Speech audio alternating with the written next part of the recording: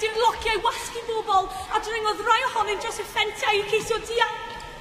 A chydig wedi dechrau gêm, syrthiodd cefnogwyr Lerpwl ar ben i gilydd rhwng blociau a'r met chwarae a deth y gêm i ben ar ôl 6 munud. Parad y wasgfa! Roedd mod dim o symud, roedd dim, ond neb yn hwnna o gwbl! Cyfnod y wasgfa! Dim o'n symud! Dim y cefnogwyr ddian! Roedd panig ysgrichian! Dim o'n dian!